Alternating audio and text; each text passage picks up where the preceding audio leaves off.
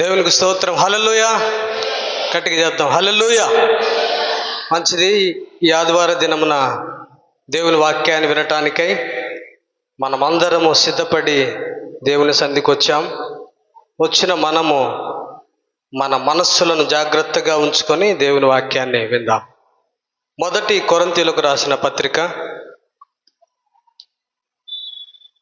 మొదటి కొరింథీయులకు రాసిన పత్రిక 3వ అధ్యాయము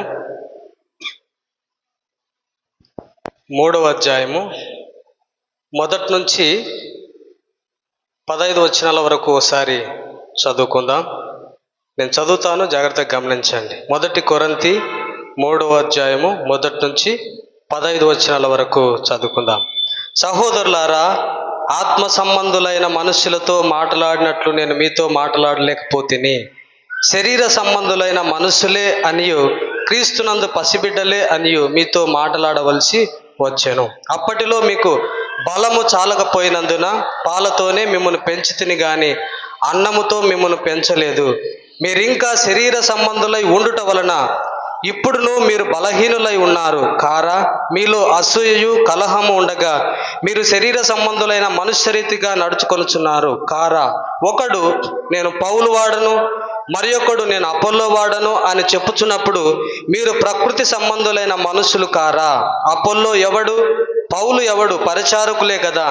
ఒక్కొక్కరికి ప్రభు అనుగ్రహించిన ప్రకారము వారి ద్వారా మీరు విశ్వాసం ఉంచితిరి. నేను నాటి తిని, అపోల్లో నీళ్లు పోసెను. వృద్ధి కలుగజేసిన వాడు దేవుడే. కాబట్టి వృద్ధి కలుగజేయి దేవునిలోనే గాని నాటు వానిలోనైనను నీళ్లు పోయి వానిలోనైనను ఏమీ లేదు. నాటువాడు నీళ్లు పోయివాడును ఒకటే. ప్రతి వాడు తాను చేసిన కష్టం కొలది జీతము పుచ్చుకొనును.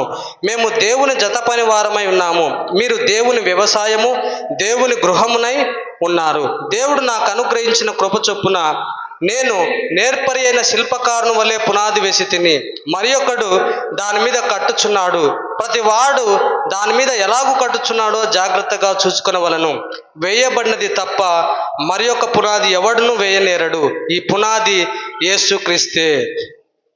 ఎవడైనను ఈ పునాది మీద బంగారము, వెండి, వెలగల రాళ్ళు, కర్ర, గడ్డి, కొయ్యకాలు మొదలైన వాటితో కట్టిన ఎడల వాని పని కనబడును. ఆ దినమున దానిని తేటపరచును. అది అగ్ని చేత బయలుపరచబడును. మరియు వాని పని ఎట్టిదో అగ్నియే పరీక్షించును. పునాది మీద ఒకడు కట్టిన పని నిలిచిన ఎడల వాడు జీతం పుచ్చుకొనును.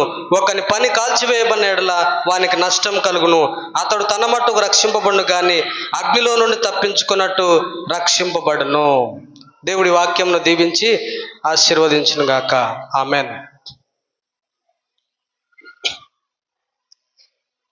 దేవుని బిడ్డలారా, ఇక్కడ కొరింథీ అనే ఒక సంఘం ఉంది. సందర్భాన్ని చెప్తున్నాను. ఈ సంఘంలో ఒక సమస్య ఉంది. ఆ సమస్య ఏంటంటే, అందులో ఉన్న విశ్వాసులు, లేకపోతే రక్షింపబడిన వారు, లేకపోతే రక్షణ లేని వారు కూడా అందులో ఉన్నారు. ఆ సంఘములో రక్షింపబడిన వారు ఉన్నారు, రక్షణ లేని వారు కూడా ఉన్నారు. వీరికి ఒక సమస్య వచ్చింది. అదేంటంటే, ప్రకృతి సంబంధి అయిన మనుషుల్లాగా వాళ్ళు చేస్తున్నారు. ఆత్మ సంబంధులైన మనుషుల్లాగా వాళ్ళు ప్రవర్తించడం లేదు. శరీర సంబంధులైన మనుషుల్లాగా వాళ్ళు ప్రవర్తిస్తున్నారు. ఇంతకీ వాళ్ళ సమస్య ఏంటంటే గ్రూపిజం. నేను పౌలు గ్రూపుకు సంబంధించిన వ్యక్తిని, నేను అపోల్లో గ్రూపుకు సంబంధించిన వ్యక్తిని, లేకపోతే నేను కేఫా గ్రూపుకు సంబంధించిన వ్యక్తిని అని వాళ్ళకు గ్రూపులు వచ్చాయి. అయితే పౌలు దీనిని సరిచేసి ఏమంటున్నాడంటే, అపోల్లో అయినా, కేఫా అయినా, పేతురైనా, లేకపోతే పౌలైనా, నేనైనా, ఇంకెవరైనా సరే అందరం కూడా దేవునికి పరిచారకులమే. మేము దేవుడు పని చేస్తున్నాము. నీరు కట్టి ఫలింప చేసేవాడు దేవుడే. మీ దగ్గర పరిచర్య చేస్తున్నాం అంతే.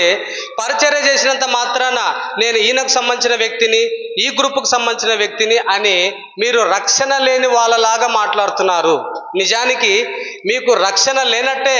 ఎందుకంటే మీరు ప్రకృతి సంబంధులైన మనుషులు కారా అంటున్నాడు.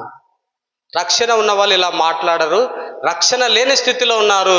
మీరు రక్షణ కలిగిన పరిస్థితిలోనికి రండి అని వారికి ఆహ్వానాన్ని పలుకుతున్నాడు. ఇది సందర్భం. అయితే ఈ చదవబడిన ఇంకా 15 వచనాల వరకు చదువుతున్న మాటల్లో కొన్ని ప్రాముఖ్యమైన మాటలు ఉన్నాయి. అవేంటంటే 10వ వచనంలో మనకు కనపడుతుంది. 8 నుంచి చదువుతాం, జాగ్రత్తగా గమనించండి. నాటువాడు నీళ్లు పోయివాడు ఒక్కటే, ప్రతి వాడు తాను చేసిన కష్టం కొలది జీతం పుచ్చుకొనును. మేము దేవుని జత పని వారమై ఉన్నాము, మీరు దేవుని వ్యవసాయము దేవుని గృహమునై ఉన్నారు. ఎవరైతే మేము దేవుని వ్యవసాయమని నమ్ముతారో, ఎవరైతే మేము దేవుని గృహమని నమ్ముతారో, ఎవరైతే మేము యేసుక్రీస్తు ద్వారా పునాది వేయబడ్డామని నమ్ముతారో వాళ్ళలో గ్రూపిజాలు ఉండవు. వాళ్ళు రక్షణ పొందిన ఇలాంటి స్థితిలో వాళ్ళు లేకపోతే రక్షణ పొందిన వారుగా ఉంటారు. ఇంకా మీరు ఎదగలేదంటే, మేము దేవుని గృహము కాదు అని అనుకుంటున్నారంటే, మేము దేవుని ఇల్లు కాదని అనుకుంటున్నారంటే, మేము దేవుని వ్యవసాయం కాదని అనుకుంటున్నారంటే మీరు ఇంకా రక్షణ స్థితిలోనికి రావాలి అని పౌలు వారికి చెప్పటము జరుగుతుంది. అయితే 10వ వచనం ఒకసారి చూద్దాం. దేవుడు అనుగ్రహించిన కృప చొప్పున నేను నేర్పరి అయిన శిల్పకారుని వలె పునాది వేసి తిని మరి ఒకడు దాని మీద కట్టుచున్నాడు. ప్రతి వాడు దాని మీద ఎలాగూ కట్టుచున్నాడో జాగ్రత్తగా చూచుకొనవలను. వేయబడినది తప్ప మరి ఒక పునాది ఎవడు వేయనేరడు, ఆ పునాది యేసుక్రీస్తే. పౌలు మహాశయుడు ఏమంటున్నాడంటే, యేసు ప్రభు ద్వారా మాత్రమే నిత్య జీవము అనే సువార్త మీకు వినిపించబడింది.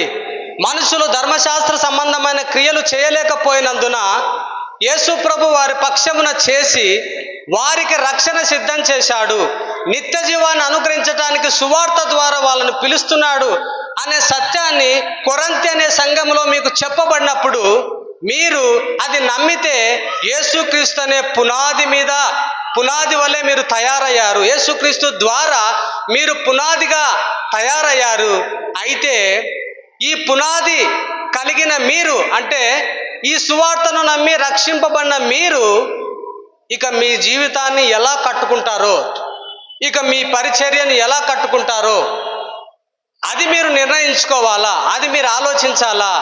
పౌలైనా కేఫా అయినా ఇంకెవరైనా సరే గ్రూపులకు సంబంధించిన వ్యక్తులు కాదు.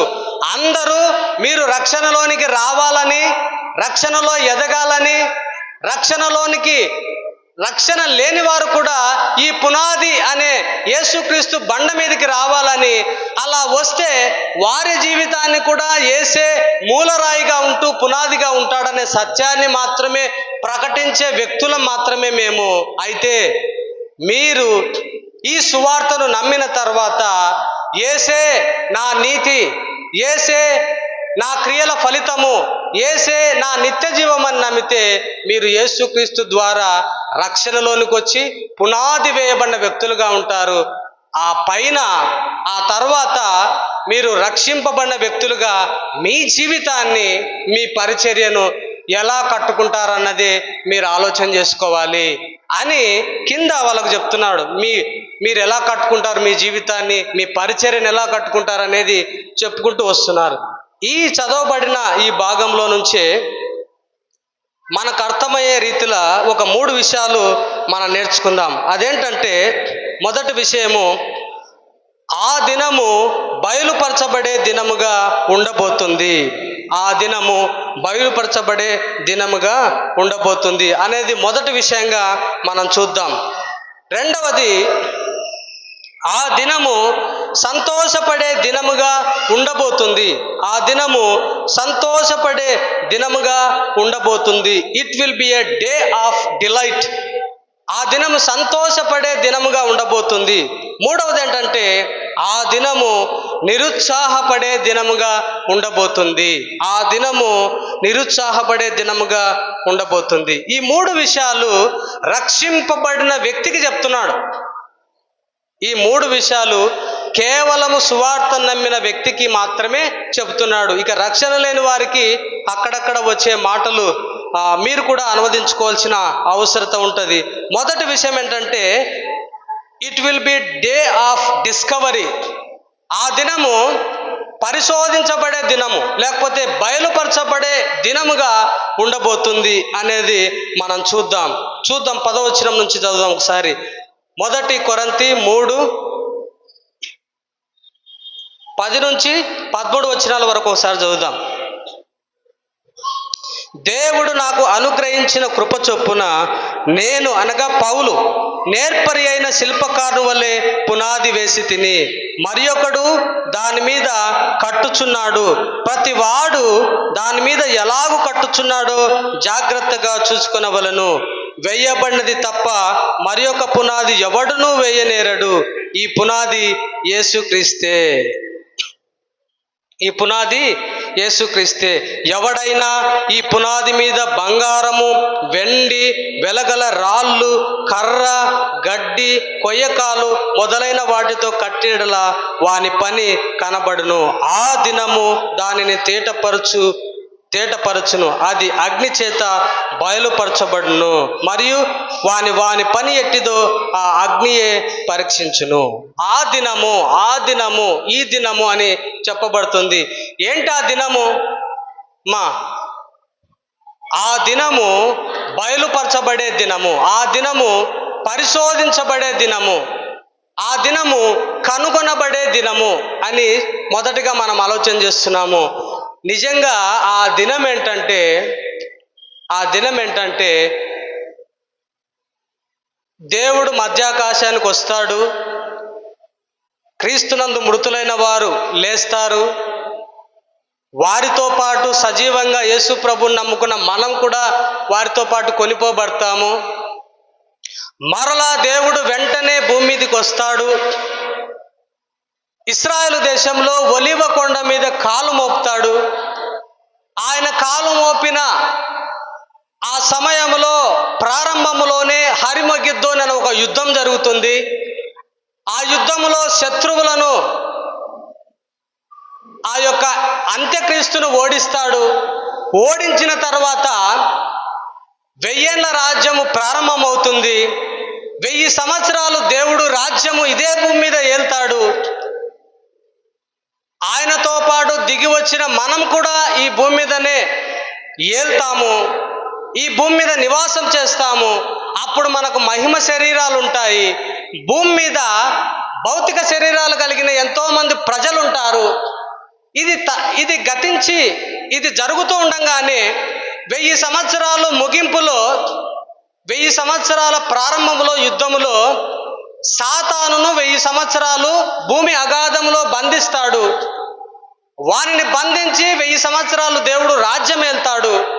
ఆయనతో పాటు మనం ఉంటాము. 1000 సంవత్సరాల ముగింపులో సాతానును మరలా విడుదల చేస్తాడు దేవుడు. విడుదల చేసినప్పుడు సాతాను మరలా వాని అనుచరులను ఇదే భూమి మీద భౌతిక శరీరాలు కలిగిన మనుష్యులను గోగు మాగోగు అనే ఆ తెగలలో నుంచి వాని సైన్యంగా ఏర్పాటు చేసుకొని 1000 సంవత్సరాల తర్వాత కూడా మరలా దేవుని మీదకి యుద్ధానికి వస్తాడు. అప్పుడు 1000 సంవత్సరాలు దేవుని నీతి, న్యాయము, ధర్మము అనే పరిపాలన రుచి చూచి కూడా సాతానుకు మద్దతిచ్చి సాతాను వైపు ఉండే ప్రజలు కూడా ఉంటారు. 1000 సంవత్సరాల్లో దేవుని న్యాయమైన పరిపాలన రుచి చూచి కృతజ్ఞతతో ఉండి రక్షణలోనికి వచ్చే వాళ్ళు కూడా ఉంటారు.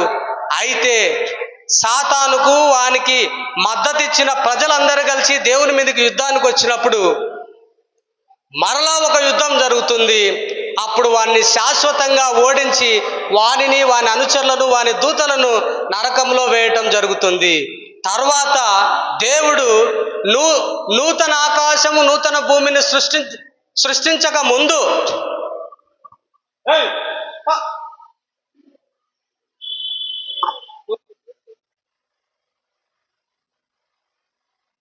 నూతన ఆకాశము, నూతన భూమిని సృష్టించక ముందు ఒక తీర్పు జరుగుతుంది. దాని పేరే ధవల సింహాసనపు తీర్పు. హల్లెలూయా. ఈ ఆర్డర్ మీకు గుర్తుండటం చాలా కష్టము, అయినా ఓకే వినండి. దానినే ధవల సింహాసనపు తీర్పు అంటాం. దానిని తెల్లటి సింహాసనం మీద కూర్చున్న తీర్పు. ఇది నూతన ఆకాశము, నూతన భూమి సృష్టించక ముందు జరిగే ప్రక్రియ. ఆ దినము అంటే జడ్జిమెంట్ డే, తీర్పు దినము, ధవల సింహాసనం మీద కూర్చున్న రోజున జరిగే ఆ న్యాయమైన తీర్పు దినముగా ప్రకటించబడుతుంది. ఆ దినమున గొర్రెలు మేకల తీర్పు అని అంటారు దాన్ని. గొర్రెలు మేకలు అంటే జంతువుల తీర్పు కాదు. గొర్రెలు అంటే రక్షింపబడిన వారికి సాదృశ్యంగా చెప్పబడుతున్నాయి. మేకలంటే రక్షణ లేని వారికి సాదృశ్యంగా చెప్పబడుతుంది. అయితే రక్షణ లేని వారికి, రక్షణ ఉన్న వారికి తీర్పు జరుగుతుంది.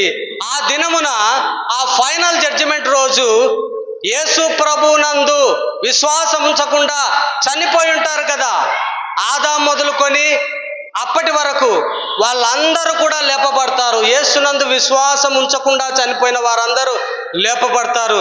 వాళ్ళు మేకల వలె అనగా రక్షణ లేని వారికి సాదృశ్యంగా నిలబడతారు. గొర్రెలనగా రక్షింపబడిన వారు నిలబడతారు. రక్షణ లేని వారు, రక్షణ ఉన్నవారు, యేసు ప్రభువును అంగీకరించిన వారు, అంగీకరించిన వారు, వారి మధ్యలో తీర్పు దినం జరుగుతుంది.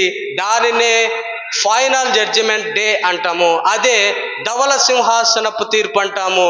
దానికి సంబంధించిన విషయాలే ఈ కొరింథీ 3 అపోస్తలుడైన పౌలు చెప్పటము జరుగుతుంది.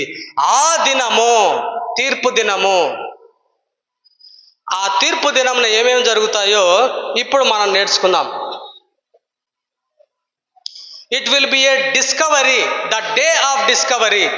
ఆ రోజు పరిశోధించబడే దినముగా, బయలుపరచబడే దినముగా, కనుగొనే దినముగా ఉండబోతుంది. ఏమేం కనుగొంటారు అంటే, ఆ రోజు our methods will be discovered. మన పద్ధతులు, ఆ రోజు మనుషుల పద్ధతులు, రక్షణ పొందిన వారిని గురించి చెప్తున్నాను, ఇది రక్షణ లేని వారికి కాదు, రక్షింపబడిన వారి పద్ధతులు కనుగొనబడతాయి, లేకపోతే బయలుపరచబడతాయి. ఏంటి రక్షింపబడిన వారి యొక్క పద్ధతులు?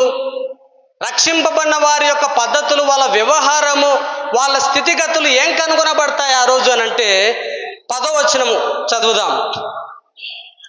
దేవుడు నాకు అనుగ్రహించిన కృప చొప్పున నేను నేర్పరి అయిన శిల్పకారుని వలె పునాది వేసి తిని, మరి ఒకడు దాని మీద కట్టుచున్నాడు. ప్రతివాడు దాని మీద ఎలాగూ కట్టుచున్నాడో జాగ్రత్తగా చూచుకొనవలెను. ప్రతివాడు దాని మీద అనగా పునాది మీద ఎలా కట్టుచున్నాడో జాగ్రత్తగా చూచుకొనవలెను. పునాది వేయబడింది. ఆ పునాది యేసుక్రీస్తు సువార్తను నమ్మటము ద్వారా మనము పునాది వేయబడిన వ్యక్తులంగా ఉంటున్నాము. రక్షింపబడిన మనము పునాది వేసిన వ్యక్తులంగా కనబడుతున్నాము.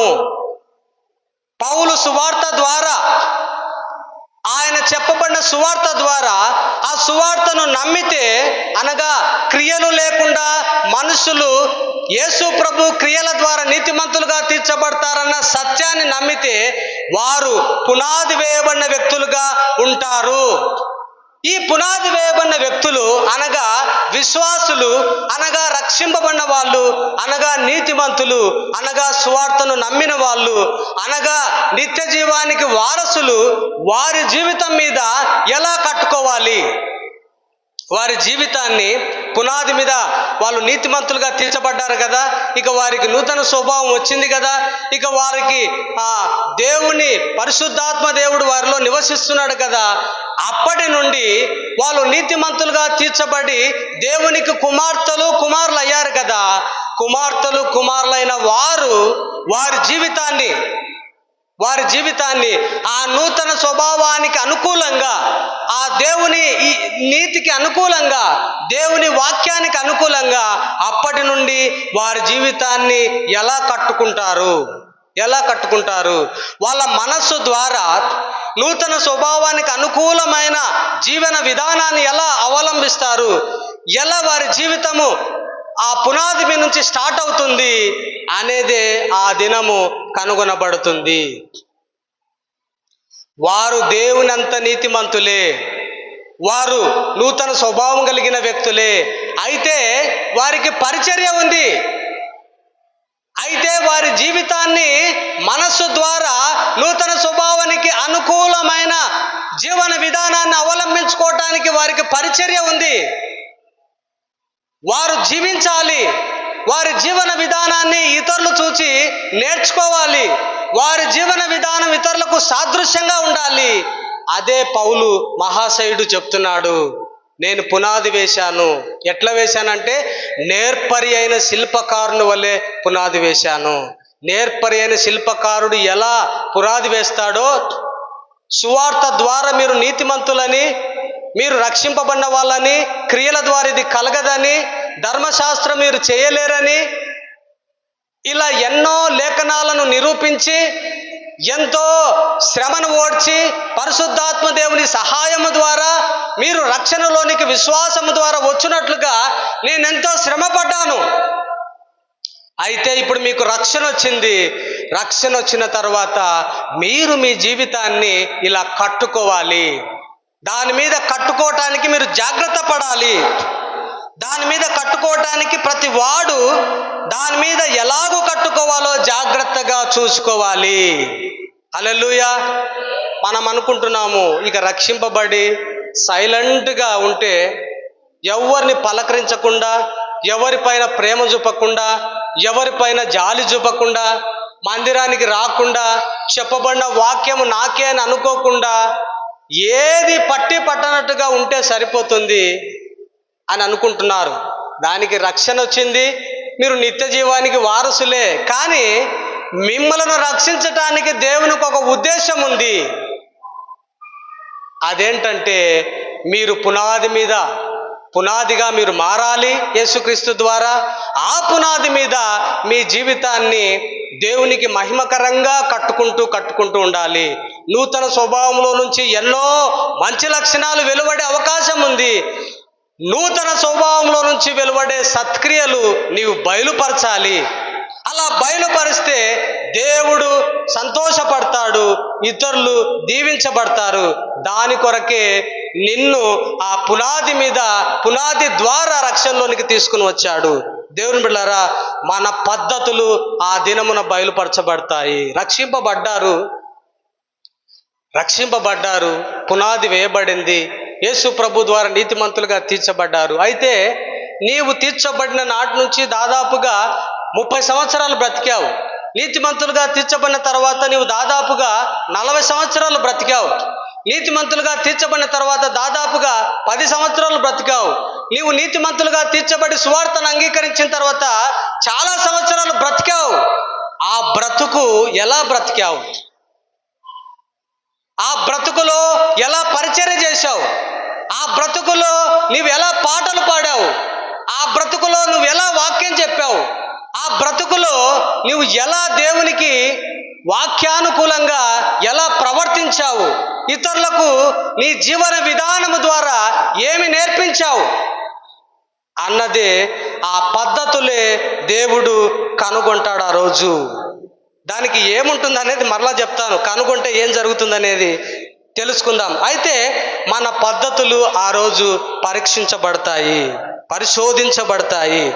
చూడండి, ప్రతి ఒక్కరికి రోజుకు 24 గంటలు ఇవ్వబడ్డాయి.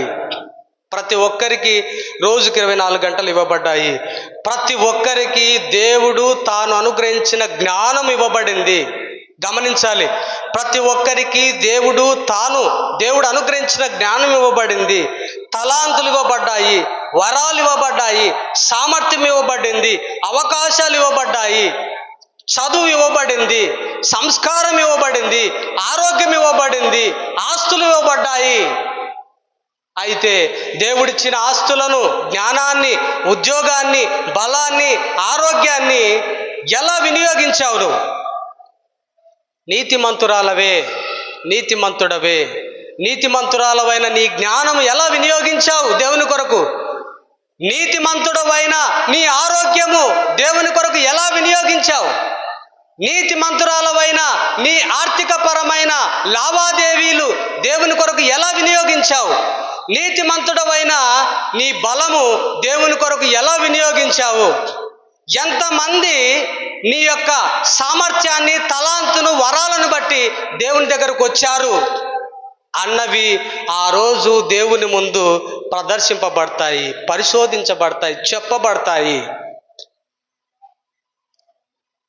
దానికి ఏముందో తర్వాత తెలుసుకుందాం. చెప్పబడితే ఏం జరుగుతుంది అనేది ఇప్పుడే ఆలోచించొద్దండి. కానీ అన్నిటినీ దేవుడు పరిశోధిస్తాడు. చాలామంది దేవుని మందిరానికి రావటానికి, లేకపోతే దేవుని పరిచర్యలో సాగటానికి చాలామంది మాకు సమయం లేదు అంటుంటారు. సమయం లేదు, సమయం లేదు, సమయం లేదు. అందరికీ 24 గంటలు ఇవ్వబడ్డాయి. ఎలా వినియోగిస్తున్నాం? నీ బలము దేవుని కొరకు ఎలా వినియోగిస్తున్నావు? నీ డబ్బు దేవుని కొరకు ఎలా వినియోగిస్తున్నావు? నా డబ్బు నా ఇష్టం. చాలామంది అంటుంటారు, నా పిల్లలు నా ఇష్టం, నా కుటుంబము నా ఇష్టం, నా జ్ఞానము నా ఇష్టం, నా ఉద్యోగము నా ఇష్టం. దేవుని కొరకు ఏమైనా వినియోగిస్తున్నావా? నీ పద్ధతులు ఆ రోజు తెలుసుకొనబడతాయి. సామర్థ్యము ఎలా వినియోగిస్తున్నావు దేవుని కొరకు? ఒక వ్యక్తి తనకిచ్చిన తలాంతును ఎక్కడ పాతి పెట్టాడు? ఎక్కడంటే అందరు నోరులో ఆవులిస్తున్నారు. నోట్లో కాదు పాతి పెట్టింది, భూమిలో. హల్లెలూయా. ఒక వ్యక్తికి తలాంతు ఇస్తే ఎక్కడ పాతి పెట్టాడు? భూమిలో. 5 తలాంతులు ఇచ్చిన వ్యక్తి ఎన్ని చేశాడు? తనకిచ్చిన సామర్థ్యాన్ని బట్టి మరలా ఎన్ని తయారు చేశాడు? 5. 2 తలాంతులు కలిగిన వ్యక్తి దేవుని ద్వారా 2 తలాంతులు పొందుకొని మరలా ఎన్ని తలాంతులు తయారు చేశాడు? 2. 1 తలాంతు ఇచ్చిన వ్యక్తి తనకు సామర్థ్యము 1 తలాంతే ఉందని దేవునికి తెలుసు కాబట్టి తనకిచ్చిన తలాంతు 1 ఇచ్చి, తనకిచ్చిన సామర్థ్యాన్ని బట్టి 1 ఇచ్చాడు. అతనికి గనక సామర్థ్యం ఎక్కువ ఉంటే 10 తలాంతులు ఇచ్చేవాడు. తనకు సామర్థ్యం లేదన్నది దేవునికి తెలుసు కాబట్టి తనకు ఉన్న సామర్థ్యాన్ని బట్టే 1 తలాంతు ఇస్తే ఆ వ్యక్తి ఆ 1కి 1 చేయటానికి బదులుగా దానిని భూమిలో దాచిపెట్టి దేవుడు వచ్చినప్పుడు ఇలాగంటున్నాడు. 5 తలాంతులు కలిగిన వ్యక్తి 5 తిరిగి అప్పగించాడు. 2 తలాంతులు కలిగిన వ్యక్తి 2 తిరిగి అప్పగించాడు. 1 తలాంతు కలిగిన వ్యక్తి దేవునితో ఇలాగంటున్నాడు, ప్రభువా, నీవు వస్తావని నాకు తెలుసు, మరలా అడుగుతావని నాకు తెలుసు, కానీ నీవు అడుగుతావనే నీవిచ్చిన తలాంతును భూమిలో దాచిపెట్టాను అంటూ దేవుని ఏమంటున్నాడంటే, నీవు కఠినుడవని నాకు తెలుసు. ఎవరు కఠినుడంట? దేవుడు కఠినుడంట. దేవుడా, నీవు కఠినుడవు, అంత మాత్రమే కాదు, నీవు విత్తని చోట కోయువాడవు. పంట విత్తని చోట కోయువాడవు. దేవుణ్ణే పట్టుకొని ఎన్నెన్ని మాటలు అంటున్నాడు చూడు. విత్తని చోట కోయటం అంటే మీకు తెలుసమ్మా? విత్తని చోట కోయటం అంటే, ఉదాహరణకు మన మధ్యలో నాగన్న గారు ఉన్నారు, లేకపోతే రైతులు కొంతమంది ఉన్నారు. వీళ్ళు వాళ్ళ పొలాలలో కాకుండా వేరే పొలాల్లో విత్తనం విత్తుకోవటానికి అవకాశం ఉంటుందా? మీ పొలాల్లో కాకుండా వేరే పొలాల్లో విత్తనం వేయడానికి అవకాశం ఉంటుందా? ఉండదు. అట్లా ఉండదు. పోనీ వేరే వాళ్ళు విత్తితే మొక్కజొన్న, శనగ, లేకపోతే రకరకాల పంటలు వేరే వాళ్ళు విత్తి వాళ్ళ పొలంలో ఉంటే మీరు పంట తయారయ్యే లోపల మీరు వెళ్ళి కోసుకొచ్చుకోవడానికి అవకాశం ఉంటుందా మీ పొలం కాని దాంట్లో? చెప్పండి అమ్మా, ఇది కూడా తెలియదా? గట్టిగా చెప్పండి. ఉండదు. ఇప్పుడు దేవుణ్ణి ఏమంటున్నాడంటే ఆ వ్యక్తి, నీవు విత్తని చోట కోస్తావు అంటున్నాడు. ఏమన్నాడో తెలుసా దేవుణ్ణి? నీవు దొంగవు అంటున్నాడు. ఎంత పెద్ద మాట కదా. దేవుణ్ణే నీవు విత్తని చోట కోసే దొంగవు, నీ పంట కానిది కోసుకుంటావు. దేవుడు న్యాయవంతుడు, ఆయనలో అన్యాయమే ఉండదు, ఆయన నీతిమంతుడు. అలాంటి దేవుణ్ణి పట్టుకొని వీడు తలాంతును భూమిలో పాతిపెట్టింది కాక దేవుణ్ణే నానా మాటలంటూ అవమానంతో మాట్లాడుతున్నాడు. కాబట్టే దేవుడు అంటున్నాడు, వీన్ని కాళ్ళు చేతులు కట్టి మండుచున్న అగ్నిలో లేకపోతే చీకటి బిలములో పడవేయండి, అక్కడ ఏడుపు పండ్లు కొరుకుట ఉంటుంది. ఇచ్చిన సామర్థ్యానికి తగిన ప్రతిఫలము నువ్వు తయారు చేయకపోతే, దేవుడు నీకు ఇచ్చిన సామర్థ్యాన్ని తగిన ప్రతిఫలం దేవునికి ఇవ్వకపోతే, నీవు ఇలాగైనా మాట్లాడాలి, ప్రభువా నాకు ఒక తలాంతు నువ్వు ఇచ్చావు నాయనా, నేను భూమిలో పాతి పెట్టాను, నేను సోమరిని, నేను చేతగాని వాణ్ణి, నాకు జ్ఞానం ఉండి కూడా పనిచేయలేదు ప్రభువా, నేను బలహీనుడను, నేను సోమరిపోతున్నాయినా, నన్ను క్షమించు ప్రభువా, ఇదిగోనైనా నీ తలాంతు అని అనాలి, ఒప్పుకోవాలి మన స్థితి. అట్లా లేదంటే ఆ తలాంతు తీసుకుపోయి అక్కడ రాయబడింది, వడ్డీ వ్యాపారస్తుల దగ్గర ఇస్తేనన్నా ఆ తలాంతును వాళ్ళ దగ్గర ఇస్తే వాళ్ళు బిజినెస్ చేసి వ్యాపారం చేసి దానికి తగిన వడ్డీ వాళ్ళు తెచ్చి ఇస్తారు. నీకే నీవిచ్చిన తలాంతుకి ఇంత వడ్డీ అయింది, ఇదిగో ఇంత వ్యాపారం అయింది, తీసుకొని నీకు ఇద్దురు కదా. నీవు భూమిలో పాతి పెట్టాల్సిన అవసరం ఏముంది? తీసుకుపోయి ఆ సావుకారుల దగ్గర, వ్యాపారుల దగ్గర నీ పెట్టుబడి పెట్టింటే కూడా ఆ పెట్టుబడికి తగిన తక్కువ ఫలితమైన వచ్చేది కదా. భూమిలో పాతి పెట్టి నీవు కఠినుడవని, నీవు విత్తని చోట కోస్తావని, నేను అన్యాయస్తుడని నన్నే మాట్లాడతావా అని దేవుడు వానిని నరకములో పడవేశాడు. దేవుని బిడ్డలారా, రక్షింపబడ్డాము, దేవునికి స్తోత్రం. నీతిమంతులంగా తీర్చబడ్డాము, దేవునికి స్తోత్రం. అయితే మన సామర్థ్యాన్ని, మన బలాన్ని, మన ఆరోగ్యాన్ని, మన ఆర్థికపరమైన లావాదేవీలను, మన ఉద్యోగాన్ని, మన స్థితిగతులను, మన యందున్న దేవుని ప్రేమను, మన యందున్న దేవుని దయను, మన యందున్న దేవుని కృపను ఇతరులకు చూపించకుండా ఎందుకు భూమిలో పాతి పెట్టాలి? ఎందుకు 24 గంటలు ఇస్తే సమయాన్ని దేవుని కొరకు కొంత ఉపయోగించకూడదు? మన పద్ధతులన్నీ ఆ దినమున కనుగొనబడతాయి. అయితే ఆ వ్యక్తి నరకానికి పోయారు, కానీ రక్షింపబడిన మనము నరకానికి పోతామని నేను చెప్పటం లేదు. ఎందుకంటే ఆ వ్యక్తికి రక్షణే లేదు. ఒక తలాంతు ఇచ్చిన వ్యక్తికి భూమిలో పాతి పెట్టి దేవుణ్ణే అన్యాయంగా దేవుణ్ణే మాట్లాడుతున్నాడు. అతడు రక్షణ లేని వ్యక్తే. కానీ రక్షణ కలిగిన మనము, నీతిమంతులంగా తీర్చబడిన మనము, మన ఆరోగ్యము, మన బలము, మన వరాలు, మన తలాంతులు, మన సామర్థ్యము, మనకున్న కొంత డబ్బు, మనకున్న చిన్న కుటుంబము దేవుని కోసము ఎలా ఉపయోగపడుతున్నాము? ఇతరులకు మన జీవితం ద్వారా ఏమైనా నేర్పుతున్నామా? ప్రభావితం చేస్తున్నామా? లేకపోతే నేను రక్షింపబడ్డాను, ఎవడన్నా ఎట్లనన్నా పడని, ఎక్కడన్నా ఉండని, నేను నా కుటుంబం రక్షింపబడితే చాలు అన్నట్లుగా ఉంటున్నామా?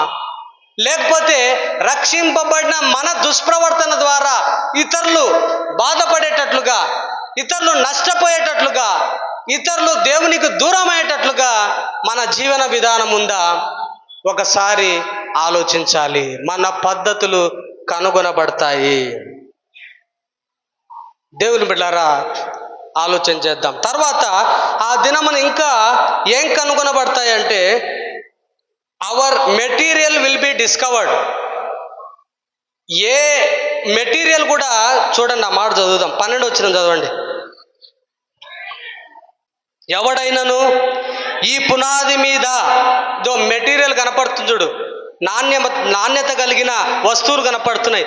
ఎవడైనను ఈ పునాది మీద, చూడండమ్మా, బంగారు, వెండి, వెలగల రాళ్ళు, కర్ర, గడ్డి, కొయ్యకాలు. చాలమ్మా, బంగారు, వెండి, వెలగల రాళ్ళు, కర్ర, గడ్డి, కొయ్యకాలు. కొయ్యకాలు అంటే కొయ్యలు. ఇవన్నీ ఆ రోజు పరిశోధించబడతాయి. నీ జీవితాన్ని, లేకపోతే నీ పరిచర్యను, సేవకుడనైనా నా జీవితాన్ని, నా పరిచర్యను, నా కుటుంబాన్ని, మీ జీవితాన్ని, మీ పరిచర్యను, మీ జీవన విధానాన్ని వెండి, వెలగల రాళ్ళు, బంగారముతో కట్టుకుంటున్నావా? లేకపోతే అగ్ని పరీక్షలో పరిశోధించినప్పుడు కాలి బూడిదైపోయే కర్ర, గడ్డి, కొయ్యలతో నువ్వు కట్టుకుంటున్నావా నీ జీవితాన్ని అనేది ఆలోచించాలి. ఇది రక్షింపబడిన వారికి అని చెప్తున్నాను నేను. హల్లెలూయా. రక్షణ లేని వారికి కాదు. రక్షింపబడిన తర్వాత నీతిమంతులమని చెప్పుకుంటున్న మనకే, నీతిమంతులమని సేవ చేస్తున్న నాకే, నీతిమంతులమని పాట పాడుతున్న మీకే, నీతిమంతులమని మనము దేవునిలో సంతోషిస్తున్న మనకే, నిత్య జీవాన్ని స్వతంత్రించుకుంటున్న మనకే ఈ మాటలు. మన జీవిత విధానము వెండి బంగారు వెలగల రాళ్లతో కట్టబడితే అగ్ని పరీక్షలో అది కాలదు. బంగారం అగ్ని పరీక్షలో కాలకుండా ఏమవుతుందంటే అది ఇంకా మేలిమి బంగారం అవుతుంది. హల్లెలూయా. బంగారాన్ని కాల్చిన, వెండిని కాల్చిన, వెలగల రాళ్లను కాల్చిన అగ్నితో ఇంకా మేలిమి బంగారుగా తయారవుతాయి, కానీ అవి తరిగిపోవు. అదే కర్ర గడ్డి కొయ్యకారును కాల్చితే కాలి బూడిదైపోతాయి. కాలి బూడిదైపోయే జీవన విధానాన్ని నువ్వు జీవిస్తున్నావా? నువ్వు సేవ చేస్తున్నావా? లేకపోతే నిలిచి దేవుని సన్నిధిలో ఘనత మెప్పుకు తగిన జీవన విధానాన్ని కలిగి ఉన్నామా అన్నదే ఆలోచించాలి. ఆ రోజు బయలుపరచబడే దినము ఆ రోజు ఉంటుంది అన్నది మనము ఆలోచన చేయాలి. దేవుని బిడ్డలారా, గమనించండి. అందరూ కూడా దేవుని కొరకు అపోస్తులైన పౌలులాగా దేవుని కొరకు గొప్ప సాధనాలుగా ఉపయోగపడాలా? ఈరోజు చాలామంది పాటలు బాగా పాడుతున్నారు. మంచిదే, పాడండి. కొత్త కొత్త పాటలు నేర్చుకొని పాడండి. మంచి స్వరాలుంటే ఆ స్వరమెత్తి పాడండి. అయితే పాటలు ఏ ఉద్దేశంతో పాడుతున్నావు? వెండి బంగారు వెలగల రాళ్లతో కట్టబడిన జీవన విధానము మెరుగుపరచబడటానికి పాడుతున్నావా? దేవునికి మాత్రమే మహిమ రావాలి. లేకపోతే ఆ పాటల్లో ఉన్న అర్థము నా జీవితానికి తాకింది, ఆ అర్థముతో అనుభవపూర్వకంగా దేవుని స్తుతిస్తున్నాను అన్న సెన్సుతో, అన్న స్పర్శతో దేవునికి ఘనత వస్తుంది. నా జీవన విధానం ద్వారా నేను పొందుకున్న మేలులకు కృతజ్ఞతాపూర్వకంగా ఈ పాట పాడుతున్నాను అన్న సెన్సుతో పాడితే అది బంగారము వెండి వెలగల రాళ్ల మీద నీ జీవిత విధానం సేవ కట్టుకుంటున్నట్టుగా ఉంటుంది. అలా కాకుండా జాంకులు రావడం పాడడం పోవడం, జాంకులు రావడం పాడడం పోవడం ఉంటే అది ఎట్లా? దేని కొరకు పాడుతున్నావు? నీ స్వరం వినబడాలనా? లేకపోతే నువ్వు ప్రదర్శింపబడాలనా? లేకపోతే నీ జీవన విధానం ఏంటి? లేకపోతే కొంతమంది పరిచర్య చేస్తుంటారు. దేవుని మందిరంలో పరిచర్య దేవుని కొరకు మాత్రమే చెయ్యి. బండలు ఎంత తెల్లగా దూర్చినారు, ఈరోజు ఎవరు దూర్చినారో అని అనిపించుకోవడానికి కాదు. లేకపోతే ఇదంతా పనే, మీరు చేయకపోతే పని జరగదు మళ్ళీ. కానీ చేస్తున్న పని దేవుని కొరకు చెయ్యి. చేస్తున్న పని బంగారంతో కట్టబడిన పరిచర్య వలె చెయ్యి. చేస్తున్న పని వెండి వెలగల రాళ్లతో కట్టబడుతున్న పరిచర్యగా చెయ్యి. అప్పుడు ఆ దినమున నీకు ప్రశంస, మెప్పు, ఘనత వస్తుంది. లేకపోతే ఏం కాదు, కాలి బూడిదైపోతుంది నీ పరిచర్య. నీవు రక్షింపబడతావు, అగ్నిలో నుండి లాగినట్టుగా నీ రక్షణ ఉంటుంది. కానీ మెప్పు, మహిమ, ఘనత దేవుని వాక్యంలో నేర్చుకున్న క్రమంలో పరిచర్య చేస్తే, దేవుడు కోరుకున్న పద్ధతిలో వాక్యం చెబితే, దేవుడు కోరుకున్న పద్ధతిలో దేవుని సేవ చేస్తే, మాలాంటి సేవకులు దేవుని పద్ధతిలో దేవుని పాటలు పాడితే అది వెండి బంగారముతో కట్టబడిన జీవితము ప్లస్ పరిచర్యగా ఉంటుంది. కాబట్టి దేవుని బిడ్డలారా, దేవుని మందిరానికి దేవుని కొరకు రావాలి. హల్లెలూయా. అమ్మా మాట్లాడొద్దండి, వాక్యం వినాలి. దేవుని మందిరానికి దేవుని కొరకు మాత్రమే రావాలి. దేవుని క్రమము కొరకే రావాలి. దేవుని స్తుతించడం కొరకు మాత్రమే రావాలి. దేవుని నామాన్ని ఘనపరచడం కొరకు మాత్రమే రావాలి. దేవుని యొక్క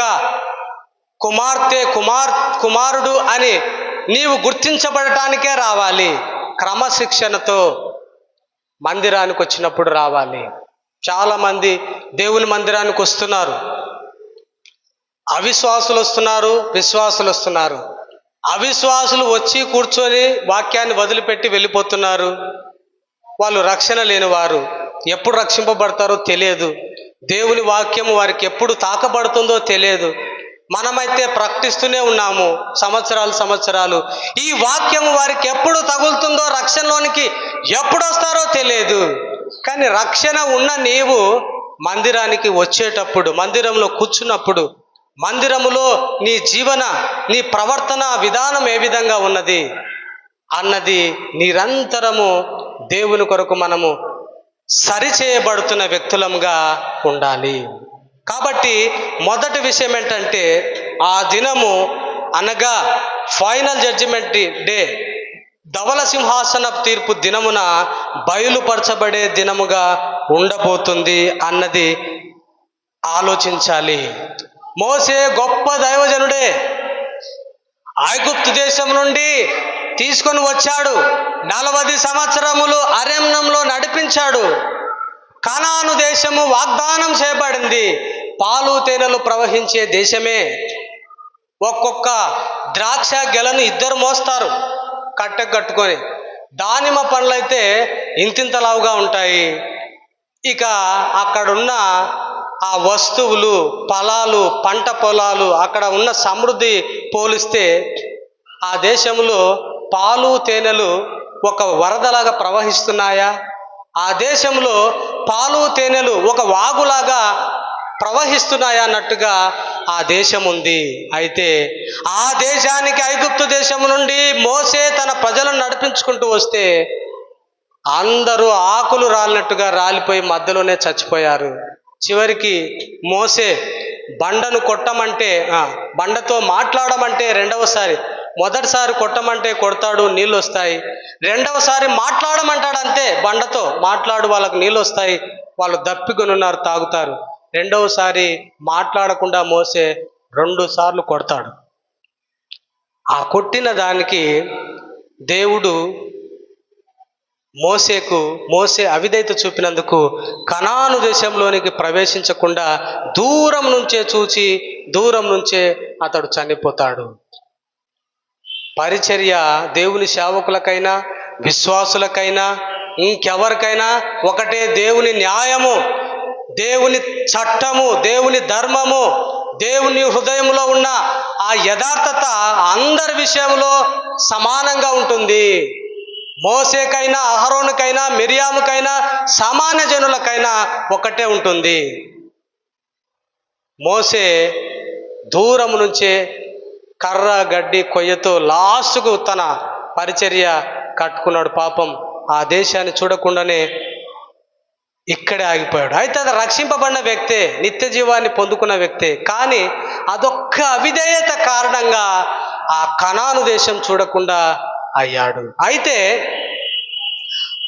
సేవకులకైనా, విశ్వాసులకైనా, పరిచారకులకైనా, సంఘ పెద్దలకైనా, ఎన్నో సంవత్సరాల నుంచి దేవుని మందిరానికి వచ్చే వాళ్ళకైనా, రక్షింపబడిన మనందరికీ మన జీవన విధానం కట్టుకోవటానికి దేవుడు అందరికీ సమాన తలాంతులు ఇచ్చాడు, సమాన జ్ఞానం ఇచ్చాడు, సమాన వరాలు ఇచ్చాడు, సమానంగా అన్నిటినీ ఇవ్వటం జరిగింది. కాబట్టి దేవుని బిడ్డలారా, మనము ఆ రోజు బయలుపరచబడే దినంగా ఉండబోతుంది. హల్లెలూయా. వాక్యము ఇక్కడ సంఘ పెద్దలు వినడంలే. హలో, వినండి వాక్యం. కాబట్టి ఆ దినము బయలుపరచబడే దినముగా ఉండబోతుంది. రెండవది ఏంటంటే, it will be a day of delight. ఆ రోజు సంతోషపడే దినముగా ఉండబోతుంది. హల్లెలూయా. ఆ రోజు సంతోషపడే దినముగా ఉండబోతుంది. 13 వచ్చిన ఒకసారి చదవండి. కొరింథీ 3:13. ఎవడైనను ఈ పునాది మీద బంగారము, వెండి, వెలగల రాళ్ళు, కర్ర, గడ్డి, కొయ్యకాలు,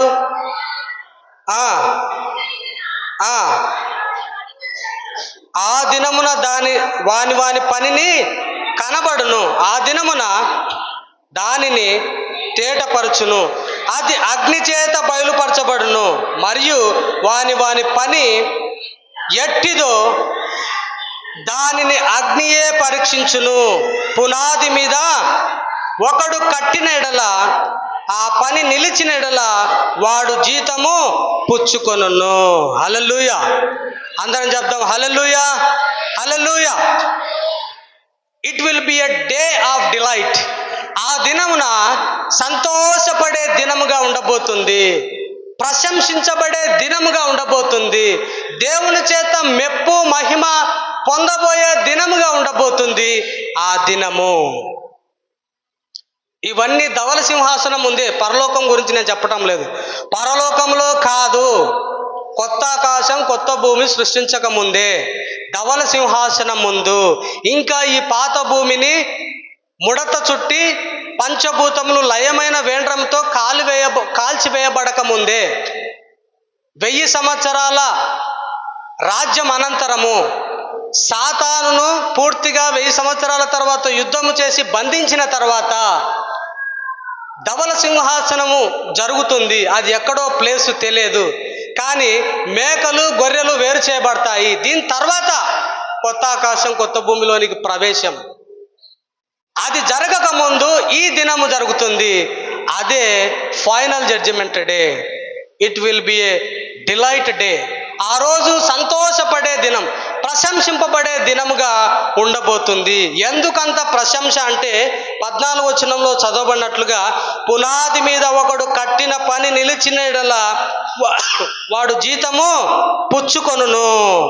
వాడు పునాది మీద కడితే, జాగ్రత్తగా వెండి వెలగల రాళ్లతో కడితే, వాడు ప్రశంస, జీతము, మెప్పు, ఘనత వస్తుంది. ఏంటి ప్రశంస, ఏంటి మెప్పు, ఏంటి ఘనత, ఏంటి దేవుని ద్వారా ఆ సంతోషించబడే దినము దేవుని వలన ఏం జరుగుతుంది అనంటే, కొన్ని వచనాలు మనం చదువుదాం. ఇవన్నీ జరగబోయే సంఘటనలుగా మనం చూస్తున్నాము. ఒక్కసారి మొదటి తెస్సలోనికీయులకు రాసిన పత్రిక 2:19 చదువుదాం.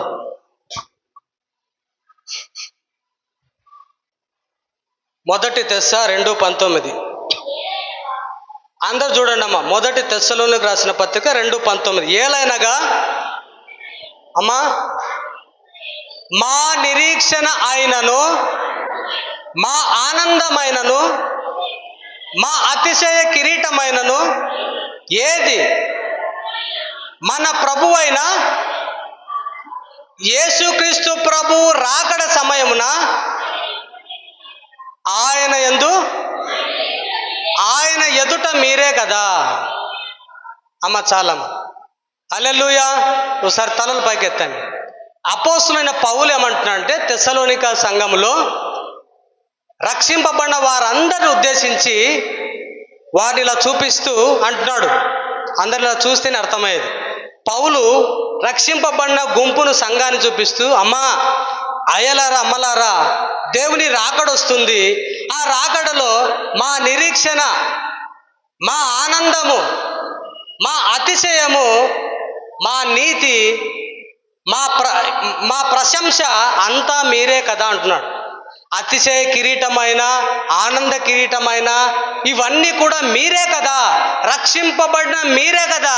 దేవుని ఎదుట నేను రక్షణలోనికి మిమ్మల్ని తెచ్చానన్న సంగతిని దేవుని ఎదుట మిమ్మల్ని తీసుకొని పోయినప్పుడు దేవుడు అంటాడు అపోస్తలుడైన పౌలును, పౌలు, నమ్మకమైన దాసుడా, నీకిచ్చిన పరిచర్య క్రియల ద్వారా కాకుండా దేవుని కుమారుని యందు విశ్వాసం ఉంచితే నీతిమంతులుగా తీర్చబడతారన్న సువార్తను నీకు అప్పగిస్తే, నీకు అప్పగించిన ఆ పరిచర్యను నమ్మకంగా చేసి ఇంతమందిని దేవునిలోనికి నడిపించావు కదా పౌలు.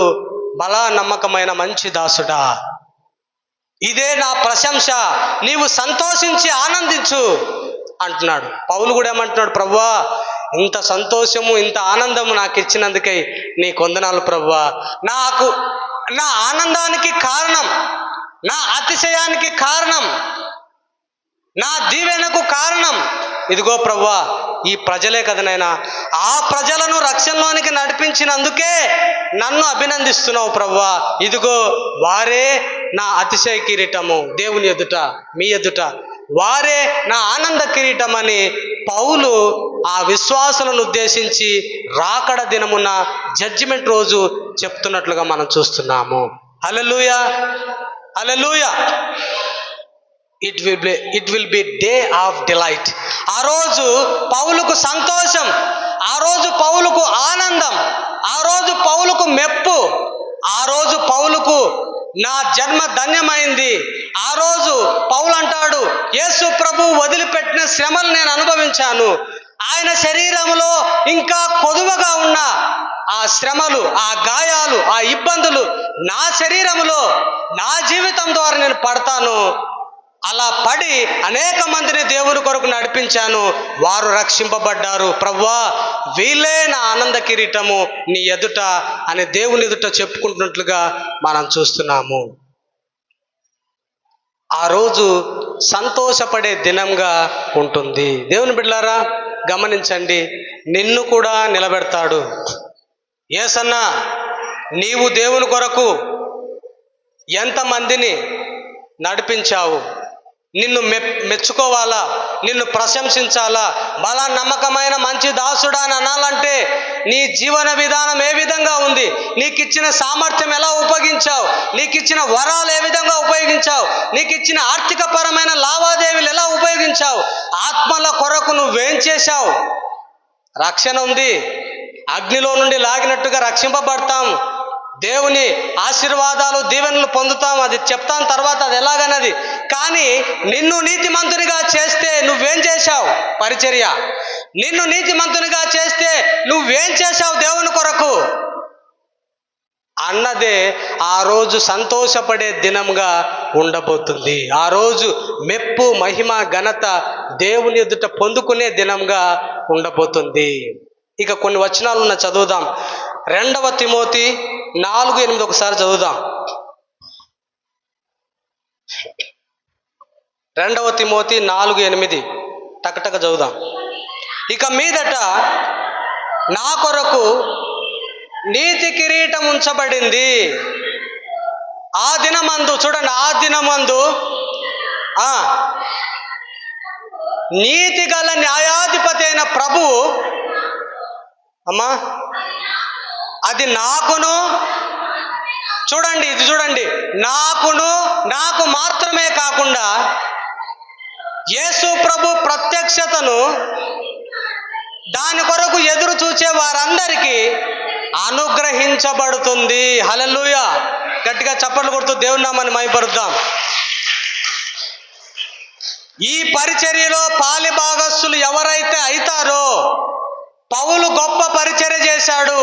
చేస్తూ ఏమంటున్నాడంటే తిమోతికి చెప్తున్నాడు, తిమోతి, నాకు మాత్రమే కాదు ఈ నీతి కిరీటము, ఈ ఆనంద కిరీటము, ఈ అతిశయ కిరీటము, ఈ మెప్పు, మహిమ, ప్రశంస, ఇవన్నీ ఈ ప్రత్యక్షత కొరకు ఎదురు చూచే వాళ్ళందరికీ దొరుకుతాయి.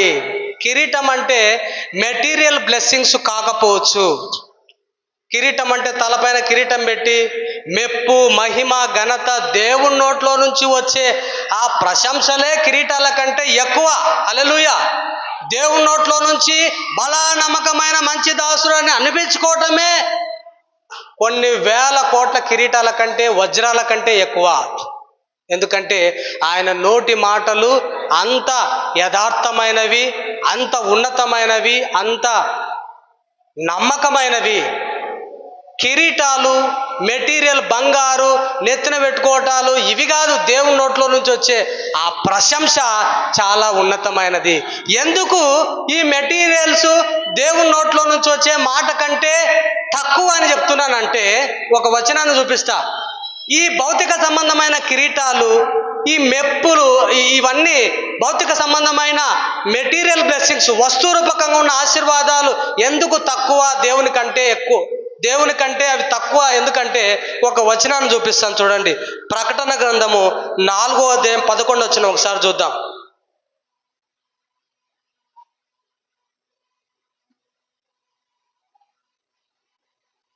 ప్రకటన 4:11 ఎవరైనా తీసింటే చదవండమ్మా,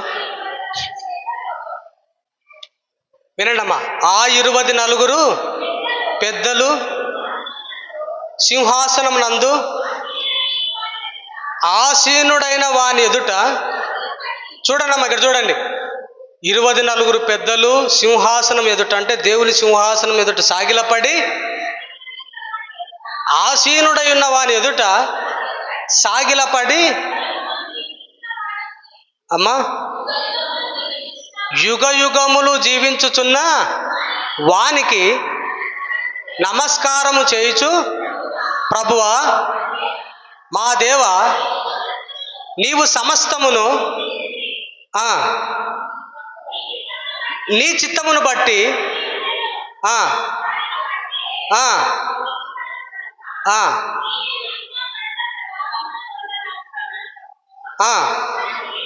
చూడండి, మాట చూడండి. ప్రభువా యుగ యుగములకు నీవే దేవుడవు, మహిమా ప్రభావములు నీకే చెల్లును గాక అని చెప్పుచు, అమ్మా, తమ కిరీటములను ఆ సింహాసనం ఎదుట వేసిరి. హల్లెలూయా, హల్లెలూయా. చాలా మందికి ఏం అర్థమవుతలేదు. ఆవులిస్తున్నారు, పక్కకు చూస్తున్నారు, పైకి చూస్తున్నారు. వాక్యం ఎడల ఆసక్తి కలిగి ఉండండి. ఊరికి ఆదివారం వస్తే సరిపోదు. ఆదివారము ఎన్నో పనులు మానుకొని వస్తున్నారు. ఆదివారము వాయిదా వేయాల్సిన పనులన్నీ పక్కన పెడుతున్నారు. ఆదివారం పనికి వెళితే దాదాపుగా మీకు 400-500 కూలి వస్తుంది, అది కూడా వదులుకుంటున్నారు. ఆదివారము మీ భర్త ఆడిపోతావు చర్చికి, ఇంట్లో ఉండరు అంటే కూడా వారిని ఎదిరించి చర్చికి వస్తున్నారు. ఇన్ని త్యాగాలు చేసి వస్తూ ఇక్కడేదో ఉద్ధరిస్తున్నారు అనుకుంటూ నిద్రపోతున్నారు. ఇంత వెల చెల్లించి దేవుని మందిరానికి వస్తూ నేను కూడా గొంతు చించుకొని అరుస్తూ ఉంటే చాలామంది నిద్రపోతూ పైకి చూస్తూ అక్కడ చూస్తూ అనాలోచితంగా ఉండటం, ఇది ఏమంత మంచి పద్ధతి కాదు. మీరు చేసిన వెలకు త్యాగానికి వాక్యాన్ని విని అర్థం చేసుకుంటే అది చాలా మంచిది.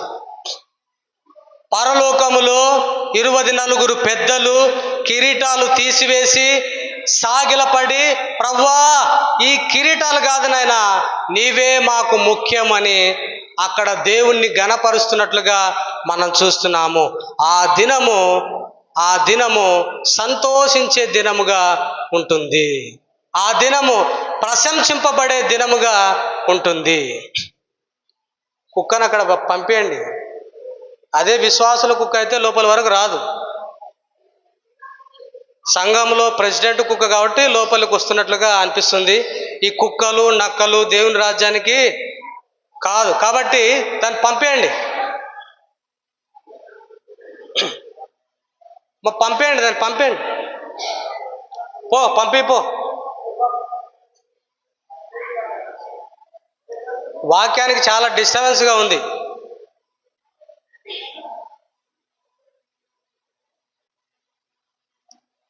హల్లెలూయా, హల్లెలూయా. ఆ దినము ప్రశంస, మెప్పు, ఘనత ఉంటుంది. దేని కొరకు చెప్పాలి? దేని కొరకు ప్రశంస ఉంటుంది మనకు అంటే, దేవుడిచ్చిన జీవితానికి అపోస్తులైన పౌలు వలె మనము సువార్త కొరకు, దేవుని కొరకు, ఇతరులు దేవుని వద్దకు రావటానికి మన ఆర్థికపరమైన ఇబ్బందులు, స్థితిగతులు అన్నీ మనము దేవుని కొరకు ఉపయోగిస్తే ఆ దినమున మిస్సమ్మ గారు బలా నమ్మకమైన మంచి దాసురాలా, ఈరమ్మ గారు బలా నమ్మకమైన మంచి దాసురాలా అంటూ అందరి పేర్లు చెప్పి దేవుడు ప్రశంసిస్తాడు. ఆ దినము సంతోషము, ఆనందము, మెప్పు, ఘనత ఇవన్నీ దేవుని ఎదుట మనకు దొరుకుతాయి. అలా దొరకకుండా ఉండే జీవన విధానం కూడా జీవించవచ్చు. ఎట్లా అంటే, సువార్తను ఎవరికి చెప్పకుండా, నీ దగ్గర ఉన్న దయ ఎవరికి చూపకుండా, ప్రేమ ఎవరికి చూపకుండా, నీవు మాత్రమే రక్షింపబడి కర్ర గడ్డి కొయ్యకాలతో నీ జీవితాన్ని కట్టుకుంటే అవి కాలి బూడిదవుతాయి. నీవు మాత్రం రక్షింపబడతావు, నీవు మాత్రమే రక్షింపబడతావు. ఇక ఇతరులు రక్షింపబడలేరు. దానివల్ల నువ్వు మాత్రము నిత్య జీవాన్ని పొందుకున్నావు, కానీ ఇతరులకు నీ జీవిత విధానం ఏమాత్రం ఉపయోగకరంగా లేదు. జడ్జిమెంట్ రోజు, సింహాసనం మందు ఆసీనుడైన ఆ దేవుని తీర్పు దినం రోజు నీకు మెప్పు, మహిమ, ఘనత దేవుని ద్వారా ఉండకపోవచ్చు. ఎందుకంటే పౌలునేమో నమ్మకమైన మంచి దాసుడు అంటే పౌలు అంటున్నాడు, ప్రభువా మంచి నమ్మకమైన దాసుడా అని అంటున్నావు.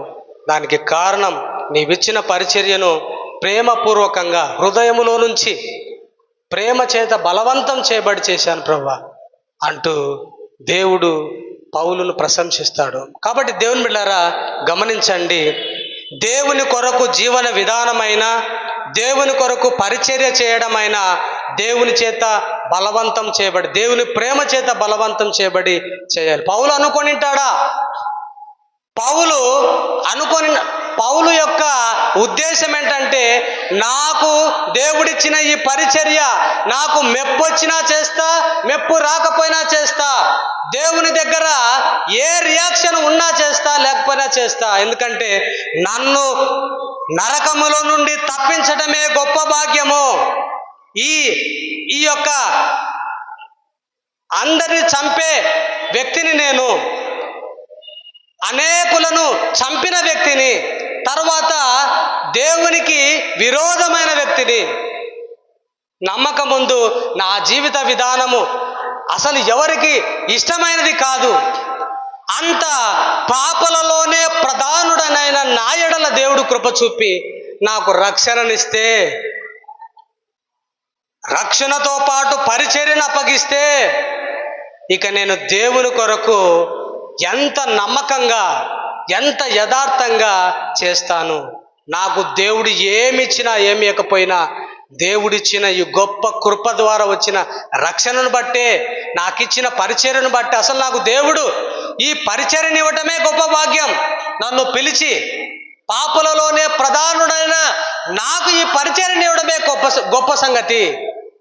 అటువంటిది పరిచర్యనిచ్చిన తర్వాత నేను దేవుని కొరకు ఎంతో ఉపయోగపడి, దేవుని కొరకు ప్రేమ చేత బలవంతం చేయబడి చేస్తాను అని గొప్ప మనసుతో పరిచర్య చేశాడు పౌలు. ఈ దినాన చాలా మంది సేవకులను, విశ్వాసులను మనం గమనిస్తుంటే, మేము మా ఇంటిని త్యాగం చేసి వచ్చాం, ఉద్యోగానికి రాజీనామా చేసి వచ్చాం, ఆస్తిపాస్తులను వదిలిపెట్టి వచ్చాం, సన్న కసిగందులను విడిచిపెట్టి పరిచర్యకు వచ్చాం, మేము 3 గంటలు ప్రార్థన చేస్తాం, విశ్వాసుల కోసం మా రక్తాన్ని ధారపోస్తున్నాం, మేము ఇక్కడ ఉంటే కొన్ని 100 కిలోమీటర్లు సేవకు పోయినాము అంటూ వాళ్ళు ధారపోసినవి, వాళ్ళు ఆ దేవుని కోసం వదులుకున్నవే చెప్తున్నారు. కానీ నీవెంత ఘోరమైన పాపివి, నిన్న ఎన్నుకోవటమే, నీకు పరిచర్య ఇవ్వటమే గొప్ప భాగ్యం అని ఎవరు కూడా అనుకోవటం లేదు. మేమే దేవునికి గొప్ప సేవ చేస్తున్నాము, దేవుడు మాకు పరిచర్య అప్పగించేది, దేవుడు మాకు సేవ అప్పగించడం ఏంటి, వాళ్ళకంటే దేవుడు మాకు అప్పగించిన దానికంటే మేము వదులుకునేదే ఎక్కువ అని వారు చాలా మంది దేవుని ఎదుట అతిశయపడుతూ, గర్వపడుతూ పరిచర్యను చేస్తున్నట్లుగా మనం చూస్తున్నాం. దేవుని బిడ్డలారా, దేవుడు మనకిచ్చిన జీవితాన్ని, పరిచర్యను దేవుని కోసము నమ్మకంగా చేద్దాం. ప్రశంస కోసం ఎదురు చూడకుండా చేద్దాం, ఘనత కోసం ఎదురు చూడకుండా చేద్దాం, మెప్పు కోసం ఎదురు చూడకుండా చేద్దాం.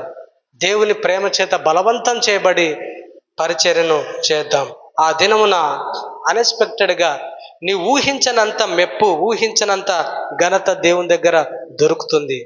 కానీ నువ్వు మాత్రం ఘనత ఆశించకుండా చేస్తే, మెప్పు ఆశించకుండా చేస్తే, బహుమానం ఆశించకుండా చేస్తే, అది ఇంకా ఉన్నతమైన హై స్టాండర్డ్ స్పిరిచువల్ లైఫ్ నువ్వు కలిగి ఉన్నావని అర్థం. అగ్నిగుండములో నుంచి మమ్మలను లాగినా, రక్షించినా, రక్షించకపోయినా ఆ దేవుడే నిజమైన దేవుడు. యోబు, దేవుని నుంచి ఎన్నో దీవెనలు పొందాం, చివరికి హీనమైన పరిస్థితిని అనుభవిస్తున్నాము. యెహోవా ఇచ్చిన యెహోవా తీసుకొనెను, యెహోవా నామమునకు స్తుతి కలుగును గాక అంటూ దేవుని దగ్గర నుండి ఏది ఎక్స్పెక్ట్ చేయకుండా చేస్తే ఇంకా మంచిది, ఇంకా మంచిది. ప్రభువా, నీవు నాకు ఇచ్చిన దాంతో పోల్చుకుంటే నేను నీకు చేసేది ఎంత నాయనా అంటూ ఆ విధంగా మన జీవితాన్ని దేవుని కొరకు క్రమపరుచుకునే వ్యక్తులంగా ఉండాలని ప్రభు నామంలో మనం చేస్తున్నాం. ఈ విధంగా ఆ దినము సంతోషపడే దినంగా ఉంటుంది.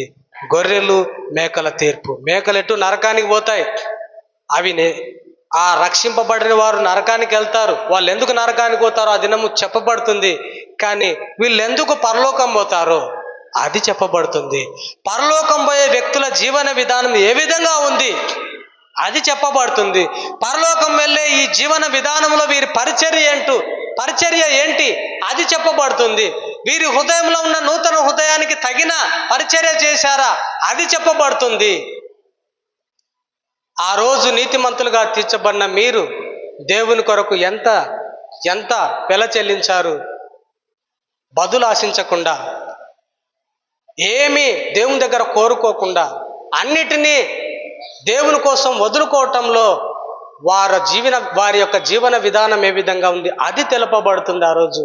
అయితే దేవుని దగ్గర నుంచి నువ్వు ఊహించనంత ఎక్కువ మెప్పు, నువ్వు ఎదురు చూడనంత ఘనత, ఎదురు చూడనంత దేవుని నోట్లో నుంచి వచ్చే నిన్ను గూర్చే పొగడే మాటలు ఆ దినమున నీకు వస్తాయి. అది సంతోషించే దినముగా ఉండాలంటే నీవిప్పటి నుంచే నీతిమంతుడవైన నీవు నీ జీవిత విధానాన్ని మెరుగుపరుచుకోవాలి. మూడో విషయాన్ని చెప్పి ముగిస్తాను. ఆ రోజు నిరుత్సాహపడే దినంగా ఉంటుంది. It will be A day of disappointment. ఆ రోజు నిరుత్సాహపడే దినంగా ఉంటుంది. చదువుదాం, 15వ వచనం చదవండి. అందరిది ఏందమ్మా? 3వ అధ్యాయం 15వ వచనం. ఒక్కని పని కాల్చివేయబడిన ఎడల చూడండి వానికి నష్టము కలుగును, అతడు తన మట్టుకు రక్షింపబడును, కానీ అగ్నిలో నుండి తప్పించుకున్నట్టు రక్షింపబడును. హల్లెలూయా, హల్లెలూయా. ఇక ఫైనల్గా ఆ రోజు, ఆ జడ్జిమెంట్ డే, ఆ ధవల సింహాసనపు తీర్పు రోజు అగ్నిలో నుండి లాగమన్నట్టు మీరు రక్షింపబడతారు. అయితే ఒకని పని కాల్చివేయబడిన ఎడల, ఇది గమనించండి, ఒకని పని కాల్చివేయబడిన ఎడల, కాల్చివేయబడటము ఏ మెటీరియల్తో కడితే కాల్చివేయబడుతుంది? గడ్డి కొయ్యకాలుతో కడితే అది కాల్చివేయబడుతుంది. ఒకవేళ నీ జీవితము, నీ పరిచర్య గడ్డి కొయ్యకాలతో కట్టుకుంటే అది కాల్చివేయబడుతుంది. కాల్చివేయబడితే నీకు నష్టం కలుగుతుంది. ఏ నష్టం కలుగుతుంది అనంటే దేవుని దగ్గర నుంచి మెప్పు, మహిమ, ఘనత, లేకపోతే సంతోషము. దేవుని దగ్గర నుంచి మీరే నా అతిశయ కిరీటం అని చెప్పుకోవటానికి మీ దగ్గర ఏముండదు. మీరే నా పరిచర్యకు ఫలం అని చెప్పుకోవటానికి ఏముండదు. 2 సంవత్సరాల నుంచి ప్రభుదాస్ పాస్టర్ గారు సువార్తను చెప్తూనే ఉన్నారు. నేను కూడా రకరకాల వేరియేషన్లు చెప్తూనే ఉన్నారు. అయితే ఈ పరిచర్యను నమ్మి ఎవరైతే నీతిమంతులుగా తీర్చబడ్డారో ఒక్కసారి మీ చేతులు చూపించండి. నీతిమంతులుగా తీర్చబడినవారు ధైర్యంగా దేవునికి స్తోత్రం. అక్కడ కొంతమంది, ఇక్కడ కొంతమంది చూపించారు. అయితే మీరు కూడా చేతులు ఎత్తలేదనుకో, ఉదాహరణకు మీరు కూడా చేతులు ఎత్తలేదనుకో, మేము సరిగా కట్టకుండా, మేము సరిగా సువార్తను వినిపించకుండా ఉంటే దేవుని దగ్గర మాకు నష్టం కలుగుతుంది. అదే నష్టం అంటే దేవుని దగ్గర మెప్పు ఉండదు, ఘనత ఉండదు, బహుమానం ఉండదు. మీరు మా అతిశయ కిరీటం అని చెప్పుకోవటానికి ప్రజలుండరు. ఎవ్వని రక్షణలోనికి నడిపించిన వ్యక్తులంగా మేము ఉండము. మేము సరిగా దేవుని ఎదుట పరిచర్య చేసిన వ్యక్తులం అయితే చేతులెత్తిన మిమ్మల్నే చూపించి మీరే మా అతిశయ కిరీటం దేవుని ఎదుట అని చెప్పే భాగ్యము కలుగుతుంది. ఆ భాగ్యము కలగాలంటే ఇంకా దేవుని కోసం ప్రయాసపడాలా, ఇంకా దేవుని కొరకు మీకు వివరంగా చెప్పటానికి జ్ఞానాన్ని ఇవ్వమని దేవుని అడగాల, ఇంకా మిమ్మల్ని ఫాలో అప్ చేయాలా, ఇంకా మీకు అర్థం కాని విషయాలన్నీ అర్థమయ్యేటట్లుగా చేయాలా, ఇంకా సువార్తలో మీరు వేరు పాదుకునేటట్లుగా చేయాలా. అలా చేయకుండా ఉంటే నష్టం కలుగుతుంది, మాకైనా మీకైనా. కాబట్టి దేవుని బిడ్డలారా, ఆ నష్టాన్ని గూర్చి చెబుతున్నాడు. అలా నష్టం కలిగినప్పుడు దేవుని దగ్గర ఆ దినమున ఫైనల్ జడ్జిమెంట్ రోజున పౌలునేమో ప్రశంసిస్తూ ఉంటే చాలా మందిని ఎవరు సువార్త తెలిసి కూడా ఎవరికి చెప్పకుండా, సువార్తని ఎరిగి కూడా ఎవరికి చెప్పకుండా ఉన్న ఒక సేవకుడు, అతన్నేమి దేవుడు నీకిచ్చిన ఈ సువార్త ఇతరులకు చెప్పమని చెబితే నీవెవరికి చెప్పలేదు, కానీ నీవు అగ్నిలో నుండి లాగమన్నట్టు నీవు రక్షణ పొందావు, నీ పరిచర్య ద్వారా ఎవరు రక్షణలోనికి రాలేదు అన్నప్పుడు అతడు నిరుత్సాహము, అతడు ఒక రకమైన అయ్యో ఇంత సమయాన్ని నాకు ఇస్తే దేవుని కొరకు ఉపయోగించకపోతేనే, ఆరోగ్యాన్ని ఇస్తే దేవుని కొరకు ఉపయోగించకపోతేనే, ఉద్యోగాన్ని ఇస్తే దేవుని కొరకు ఉపయోగించకపోతేనే, రక్షణలోనికి నడిపించడానికి నాకు జ్ఞానం ఇస్తే ఆ జ్ఞానాన్ని ఉపయోగించి ఎవరికి రక్షణ సువార్తను చెప్పకపోతేనే అంటూ ఒక రకమైన నిరుత్సాహము, ఒక రకమైన వేదన, ఒక రకమైన దేవుడిచ్చిన 24 గంటలు నేను ఉపయోగించకపోతేనే ఇంత గొప్ప ప్రశంస ఇక్కడ ఉంటుంది కదా, ఎందుకు నేను పని చేయలేకపోయాను, ఎందుకు నేను అవిధేయుడనగా ఉంటిని ఆ విషయంలో, ఎందుకు నేను దేవుని ఎడల కృతజ్ఞత లేని వ్యక్తిగా ఉంటిననే చిన్న మదన పడే, బాధపడే అవకాశము ఉంటుంది ఖచ్చితంగా. అది లేకుండా ఉండాలంటే నీవు దేవుని కొరకు అలుపెరగని సైనికుల పని చేయాలి. ఆ దినమున నిరుత్సాహపడే దినముగా ఉంటుంది. ఆ దినమున మెప్పు, మహిమ, ఘనత దేవుని దగ్గర నుంచి పోగొట్టుకున్న వ్యక్తులుగా, పోగొట్టుకున్న విశ్వాసులుగా, పోగొట్టుకున్న సేవకులుగా, పోగొట్టుకున్న సంఘ పెద్దలుగా ఉండే అవకాశము ఉంటుంది. అయితే నీ ఆత్మ అగ్నిలో నుండి లాగబడినట్టు, రక్షింపబడినట్టు నీవు రక్షింపబడతావు. దేవుడిచ్చిన వాగ్దానాన్ని నువ్వు నమ్మిన కారణంగా, నీతిమంతులుగా తీర్చబడటానికి కారణమైన వాగ్దానాన్ని నమ్మావు, నీతిమంతుడు అయ్యావు, నీతిమంతురాలు అయ్యావు. కానీ దేవుడు నీకిచ్చిన జీవితంలో చిన్న పరిచర్యను అప్పగిస్తే దాని విషయమై నువ్వు అపనమ్మకంగా ఉన్న కారణంగా నీవు నిరుత్సాహపడుతూ, మదన పడుతూ ఉండే అవకాశం ఉంటుంది. లేదా పౌలులాగా గొప్ప ప్రశంసలు అందుకునే అవకాశము ఉంటుంది. పౌలులాగా దేవుని ఎదుట నమ్మకమైన దాసురాలు అనిపించుకునే ప్రశంస కూడా నీకు ఉంటుంది. కాబట్టి ప్రియమైన దేవుని బిడ్డలారా, ఈ విధంగా మనము దేవుని కొరకు మనకిచ్చిన నీతిమంతురాలైన జీవితాన్ని, నీతిమంతుడవైన జీవితాన్ని, పరిచర్యను దేవుని కొరకు కట్టుకునే వ్యక్తులుగా ఉండాలని ప్రభు నామంలో మనం చేస్తున్నాను. హల్లెలూయా. ఇప్పుడు ఇది అయిన తర్వాత దేవుడు మేకలను శాశ్వతంగా నరకంలోనికి పంపిస్తాడు, అవిశ్వాసులను శాశ్వతంగా నరకంలోనికి పంపిస్తాడు. యేసు ప్రభు ద్వారా నీతిమంతులుగా తీర్చబడిన వాళ్ళందరినీ నరకంలోనికి పంపిస్తాడు. ఇప్పుడు గొర్రెలు అనగా రక్షింపబడిన వారందరూ తండ్రి చేత వాగ్దానం చేయబడిన ఆ పరలోక రాజ్యంలోనికి ప్రవేశిస్తారు. ఆ పరలోక రాజ్యంలోనికి ప్రవేశించే వాళ్ళల్లో నమ్మకంగా వెండి, వెలగల రాళ్ళు, బంగారంతో కట్టబడిన పరిచర్య చేసిన వాళ్ళు ఉన్నారు. వారి జీవితంతోనైనా సేవతోనైనా వాళ్ళు అందరూ కలిసి దేవుడిచ్చే ఆ గొప్ప పరలోక రాజ్యంలోనికి ప్రవేశిస్తారు. అయితే ఒకటి చెప్తున్నాను, ఈ గొప్ప పరిచర్య చేసిన వాళ్ళు పరలోకంలోనికి పోయిన తర్వాత జస్ట్ నీతిమంతులుగా తీర్చబడి, దేవుని నీతి మోపబడి, అగ్నిలో నుండి లాగబడినట్టుగా లాగబడి ఏ పరిచర్య చేయకుండా కూడా పరలోకంలో ప్రవేశించారు దేవుని నీతి వలన. అక్కడ కూడా 2 గుంపులు ఉంటాయా? బాగా పనిచేసిన వాళ్ళు, లేకపోతే జస్ట్ అగ్నిలో నుండి లాగబడి పరలోకంలోనికి వెళ్ళిన వాళ్ళు. అక్కడ కూడా యుగయుగాలు బాధపడటం, మదన పడటం, వేదన పడటము, లేకపోతే అయ్యో నాకిచ్చిన ఆ తలాంతులను, ఆ పనిని, ఆ జీవితాన్ని నేను సరిగా ఉపయోగించలేకపోతే నేనే బాధ పరలోకంలో కూడా ఉంటుందా? లేకపోతే ఆ ఫైనల్ జడ్జిమెంట్ డే రోజు వరకు మాత్రమేనా? ఆ తీర్పు దినం వరకు మాత్రమేనా? వాళ్ళు నరకము, మీరు పరలోకం వెళ్ళిన తర్వాత ఈ భావోద్రేకాలు అనగా ఇంకా బాధపడటం అన్నది రక్షింపబడిన వారికి ఉంటుందా అనేది ఒక్కటి చూసి ముగించేస్తాను. అదేంటంటే ప్రకటన గ్రంథము 21వ అధ్యాయం చదువుదాం. ప్రకటన గ్రంథము 21వ అధ్యాయం చదివి ఇక ముగించుకుందాం. 21 మొదటి నుంచి చదువుదాం.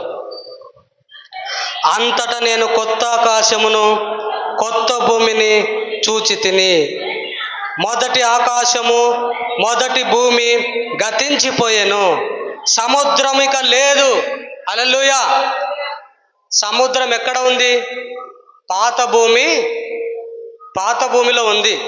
ఆ సముద్రం ఇక లేదు, కొత్త ఆకాశం కొత్త భూమిలో. మరియు నేను నూతనమైన యెరూషలేము అనే పరిశుద్ధ పట్టణమును తన భర్త కొరకు అలంకరించబడిన పెళ్లి కుమార్తె వలె సిద్ధపడి పరలోకమందున్న దేవుని యొద్ద నుండి దిగివచ్చుట చూచి తిని. అప్పుడు ఇదిగో దేవుని నివాసము మనుషులతో కూడా ఉన్నది. ఆయన వారితో కాపురముండును, వారు ఆయన ప్రజలై ఉందురు. రక్షింపబడిన వారందరూ దేవుడు తానే వారి దేవుడయుండి వారికి తోడయుండును. ఆయన వారి కన్నుల ప్రతి బాష్ప బిందువును తుడిచివేయును. మరణం ఇక ఉండదు, దుఃఖము, ఏడుపు, వేదన ఇక ఉండదు. మొదటి సంగతులు గతించిపోయినని సింహాసనములో నుండి వచ్చిన గొప్ప స్వరము చెప్పుట వింటిని. హల్లెలూయా. మొదటి సంగతులు గతించనంటే అదే పాతవి ఏంటివి? పాత భూమి మీద జరిగిన సంఘటనలు, పాత భూమి మీద జరిగిన తీర్పు, పాత భూమి మీద జరిగిన ప్రశంసలు, పాత భూమి మీద మంచి పరిచర్య చేసిన వారిని పొగడము, పాత భూమి మీద ఉన్న వాటన్నిటినీ కూడా అవన్నీ మళ్ళా చదువుదాం. వచనం 4వ వచనం. ఆయన వారి కన్నుల ప్రతి బాష్ప బిందువును తుడిచివేయును. మరణం ఉండదు, దుఃఖం ఉండదు, ఏడుపు ఉండదు, వేదన ఉండదు. మొదటి సంగతులన్నీ గతించిపోయాయని సింహాసనం నుండి వచ్చిన గొప్ప స్వరము వింటిని.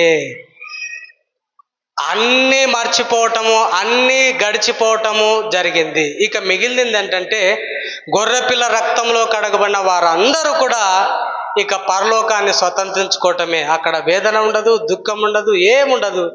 అన్నీ మర్చిపోయి దేవుని నీతికి తగిన ఆ పరలోకము, దేవుని నీతికి తగిన ఆ ప్రశంసలు, దేవుని నీతికి తగిన ఆశీర్వాదాలు, దేవుని నీతికి తగిన ఆ గొప్ప గొప్ప ఆ వైభవము, దేవుని నీతికి తగిన ఆ గొప్ప పరలోకంలో ఉండే ఐశ్వర్యము, ఆశీర్వాదాలన్నీ పొందుకుంటాము. మొదటి సంగతులన్నీ గతించిపోతాయి. ఇక జ్ఞాపకం ఉండవు, వేదన ఉండదు, మరణం ఉండదు.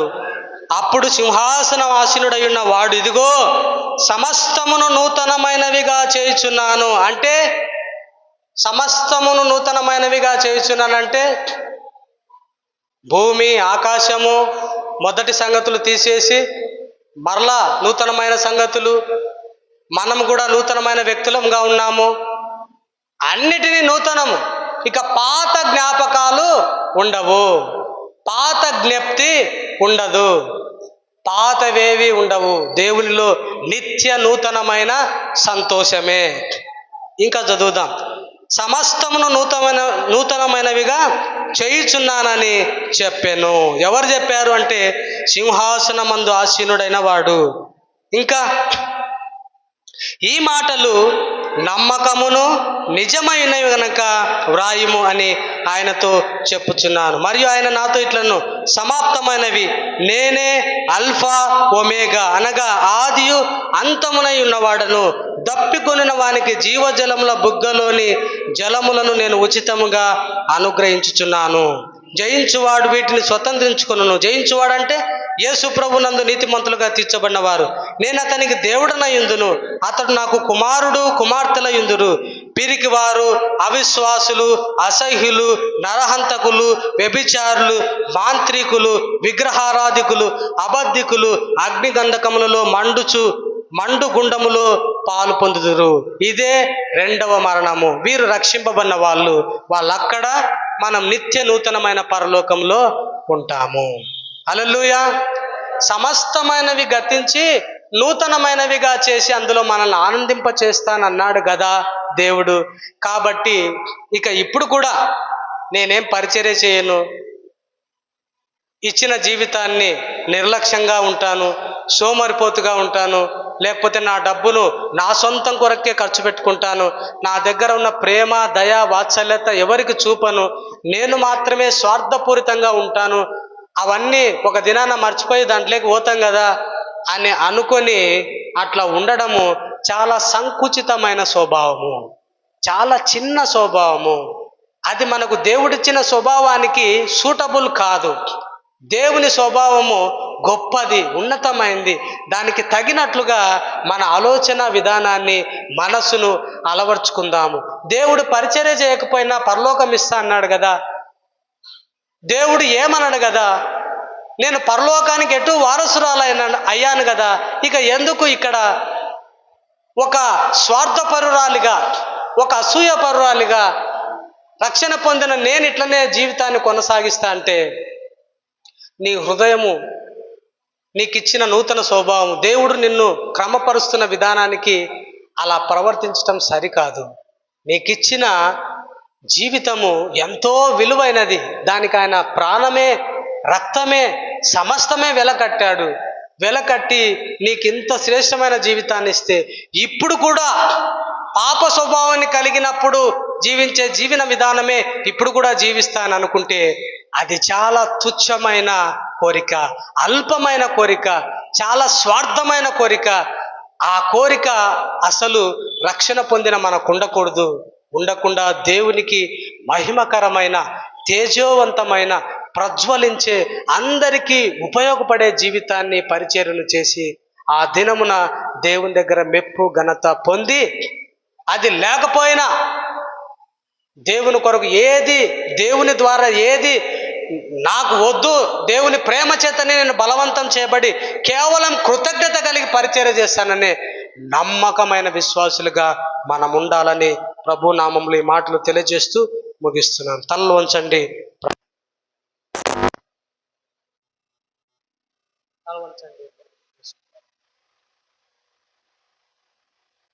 ప్రభువానికి స్తోత్రం. యామి పొందినాలు తెలుస్తుంది. అందరూ